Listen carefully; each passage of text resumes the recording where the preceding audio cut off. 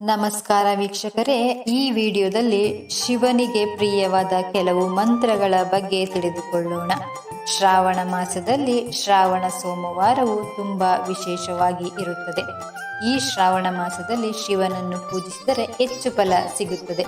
ಹಾಗೆ ಈ ಶಕ್ತಿಶಾಲಿ ಮಂತ್ರಗಳನ್ನು ಜಪಿಸಿದರೆ ನಿಮ್ಮ ಇಷ್ಟಾರ್ಥಗಳು ನೆರವೇರುತ್ತದೆ.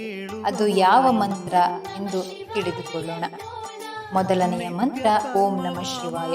ಇದು ಪಂಚಾಕ್ಷರಿ ಮಂತ್ರವಾಗಿದೆ. ಈ ಮಂತ್ರವನ್ನು 108 ಬಾರಿ ಜಪಿಸಿದರೆ ಪಾಪ ಕ್ಷಯವಾಗುತ್ತದೆ, ಶಾಂತಿ ಲಭಿಸುತ್ತದೆ. ಹಾಗೆ ಎರಡನೆಯ ಮಂತ್ರ ಓಂ ತ್ರಯಂಬಕಂ ಯಜಾಮಹೆ ಸುಗಂಧಿಂ ಪುಷ್ಟಿವರ್ಧನಂ ಉರ್ವಾರುಕಮಿವ ಬಂಧನಾತ್ ಮೃತ್ಯೋರ್ಮೋಕ್ಷೀಯ ಮಾಮೃತಾತ್. ಈ ಮಂತ್ರವನ್ನು 108 ಬಾರಿ ಜಪಿಸಿದರೆ ಮೃತ್ಯು ಭಯ, ರೋಗ ನಿವಾರಣೆ ಹಾಗೂ ಆಧ್ಯಾತ್ಮಿಕ ಶಕ್ತಿ ನಿಮಗೆ ಸಿಗುತ್ತದೆ.